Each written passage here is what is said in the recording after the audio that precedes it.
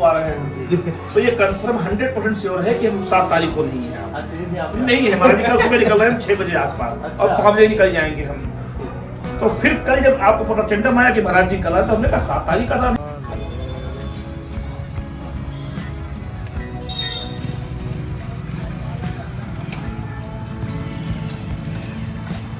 सभी को प्रणाम, जय श्री कृष्णा, हर हर महादेव। और आप सभी का स्वागत है एक और नई वीडियो में। और आज की नई वीडियो बिल्कुल अलग होने वाली है, क्योंकि मैं आपको आज दिखाने वाला हूँ 88,000 ऋषियों की तप स्थली नैमिषारण्य क्षेत्र, नैमिषारण्य धाम, जो कि सीतापुर में गोमती नदी के तट पर स्थित है। कहा जाता है नैमिषारण्य वो स्थान है जहाँ पर ऋषि दधीचि ने लोक कल्याण के लिए देवराज इंद्र को अपनी अस्थियां दान दी थी। साथ ही ये भी कहा जाता है नैमिषारण्य का नाम नैमिष नामक वन की वजह से रखा गया है। इसके पीछे की ये कहानी आती है कि महाभारत का जब युद्ध हुआ, उसके बाद साधु संत कलयुग के प्रारंभ को लेकर काफ़ी चिंतित थे। इसलिए उन्होंने ब्रह्मा जी से किसी ऐसे स्थान के बारे में बताने के लिए कहा जो कलयुग के प्रभाव से अछूता रहे। इसके बाद ब्रह्मा जी ने भगवान विष्णु का चक्र निकाला और उसे पृथ्वी की तरफ घुमाते हुए बोले कि जहाँ भी ये चक्र रुकेगा वो स्थान कलयुग के प्रभाव से मुक्त रहेगा। फिर ब्रह्मा जी का चक्र नैमिष वन में आकर रुका, इसलिए साधु संतों ने इसी स्थान को अपनी तपोभूमि बना ली। और ये जो आप सामने की तरफ पीला सा भवन देख रहे हैं, यही वो जगह है जिस जगह पर चक्र आकर के रुका था। और अब हम पहुंच चुके हैं हनुमानगढ़ी, और इसी क्षेत्र में दिसंबर के महीने में 20 दिसंबर से 26 दिसंबर संस्था का वार्षिकोत्सव श्रीमद् भागवत कथा सप्ताह ज्ञान यज्ञ का आयोजन किया जाना है। आ रहे हैं तो ये कंफर्म 100% श्योर है कि हम 7 तारीख को नहीं है। नहीं है, महाराज जी कल सुबह निकल रहे हैं 6 बजे आसपास और 5 बजे निकल जाएंगे हम। तो फिर कल जब आपको पता टेंडम आया कि महाराज जी कल है, तो हमने कहा 7 तारीख का था। नहीं बोले गुरुदेव कल ही आ रहे हैं। तो हमने कहा इससे अच्छा कल ही मिल जाएंगे हम लोग, ये आनंद आ गया। अरे शर्मा जी, बढ़िया महाराज जी के लिए चाय तो ले लेते, गिलास में चाय रहेगी महाराज जी के लिए, और हमारी बिना शक्कर की रहेगी। हमारी स्वास्थ्य सब है। उस दिन क्या हुआ कि ये एप्पल वाले फोन जो होते हैं ना, उनमें रात का कार्यक्रम था, तो मैं इसको बंद कर दिया। सुबह जब मैंने इसको ऑन किया तो इसमें ऑन करने पर नंबर आता है, नाम नहीं आता। अच्छा। तो मैंने सोचा रुपम का फोन आ रहा है और मैं सोच उठा ही था उस दौरान। तो रुपम जी, कुछ महाराज जी का, धर्मदेव जी का चेहरा मिलता है। अब बता दूसरे रूप में मिल गए ना, नहीं लगता है। हाँ ठीक है जी। हम आपको जैसे एंट्री किए ना, हमारे मित्र आप शायद जानते हो स्वामी धर्मदेव जी महाराज। अरे मेरे कजन भी थे, वो मामा की साइड से थे। हाँ जी, वो कुछ इत्तेफाक था हम लोगों को, आप मिल गए। मेरे हिंदुस्तान के ये रूपम जानते हैं, धर्मदेव जी के शायद मित्र में ही था हिंदुस्तान में, मालूम है।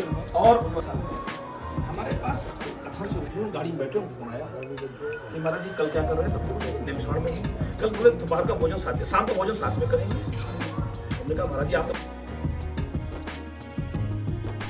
और चलिए अब हम पूज्य महाराज श्री महंत बजरंग दास जी के सानिध्य में, जिसके नाम से हनुमानगढ़ी है, उन संकट मोचन हनुमान जी के हम दर्शन करेंगे। और उनके दर्शन के पश्चात साक्षात मानो ऐसा ही महसूस होता है कि वो हमारे बीच में मौजूद हैं। और मंदिर प्रांगण में ही महाराज श्री ने बताया कि लगातार भंडारा आयोजित होता रहता है, जिससे यहाँ के साधु संत निरंतर आकर के भोजन प्रसादी यहाँ पर पाते हैं।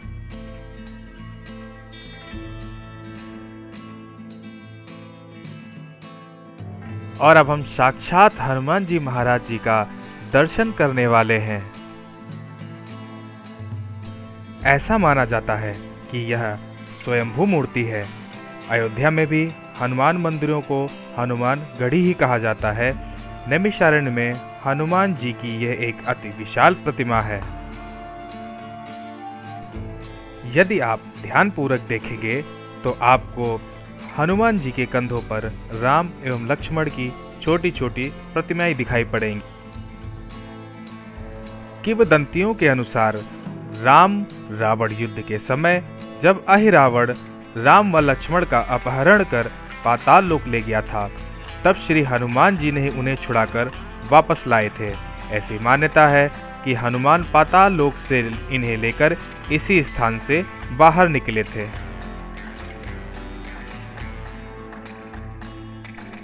हनुमानगढ़ी के समीप ही एक छोटा सा मंदिर है, जिसके भीतर पांडवों एवं श्री कृष्ण की विशाल छवियां हैं। इसे पांडव किला भी कहते हैं। हनुमानगढ़ी के समीप दक्षिण भारतीय पद्धति से बना एक मंदिर है। इसमें एक सुनहरा स्तंभ है।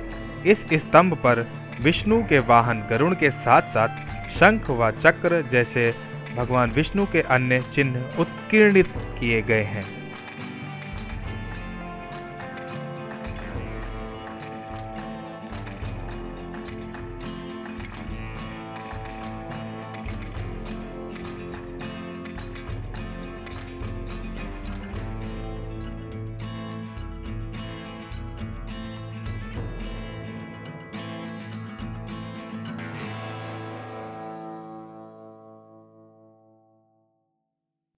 और अब हम अपने कार्य के लिए आगे बढ़ चुके हैं, क्योंकि दिसंबर के महीने में इसी स्थान पर हमें अपना वार्षिकोत्सव करना है। सबसे पहले मैं आपको ये दिखाता हूँ।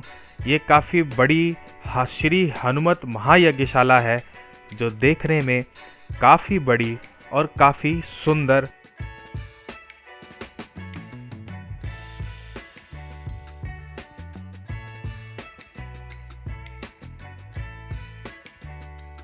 और उसके बाद अब हम निकल पड़े हैं संत निवास की तरफ, जो कथा हॉल के सत्संग हॉल के बराबर में ही है। आप देख रहे हैं ये सामने का जो पूरा एक एरिया कवर कर रखा गया है, ये संत निवास है। यहाँ पे सिर्फ संत ही आकर के रहते हैं। उसके बाद अब हम पहुँच चुके हैं कथा प्रांगण में, जिस स्थान पे हमें कथा करनी है। सबसे पहले गुरुजी दर्शन करते हुए खाटू श्याम बाबा के,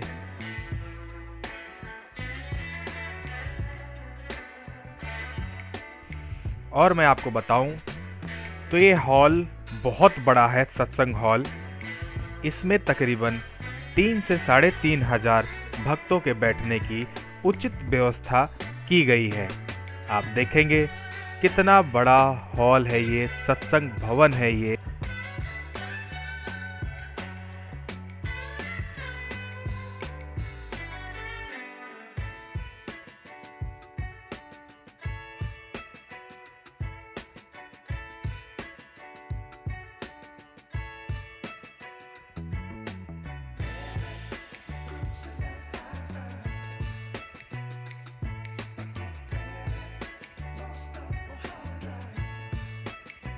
बात अगर यहाँ पहुँचने की जाए तो सबसे आसान रास्ता मैं आपको बताता हूँ।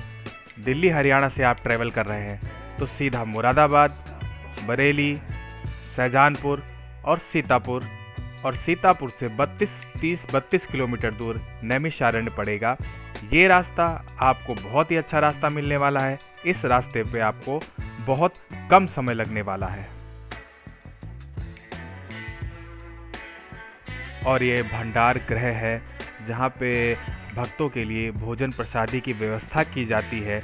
आपने उधर कथा पंडाल देखा था, कथा सत्संग हॉल देखा था, ये उससे थोड़ी सी दूरी पे ही है, मंदिर के पीछे ही है।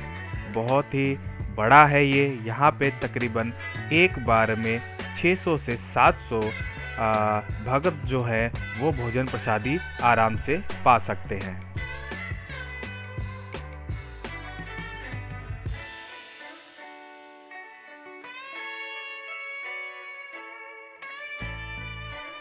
वहाँ से बाहर निकलने के बाद इसी क्षेत्र में सीता रसोई पड़ती है।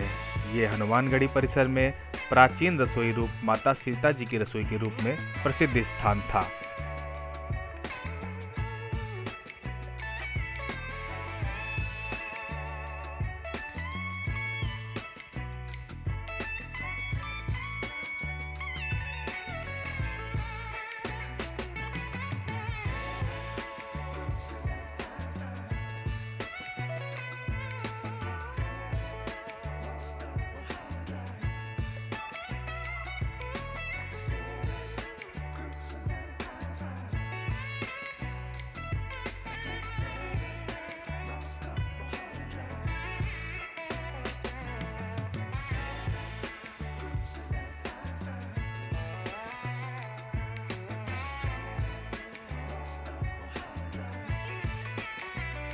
और आशा करता हूँ कि अगर आपको ये वीडियो अच्छी लगी हो तो प्लीज़ एक लाइक, शेयर और चैनल को सब्सक्राइब ज़रूर करें, क्योंकि मैं आने वाली वीडियो में आपको इसी तरीके से ही भव्य भव्य दर्शन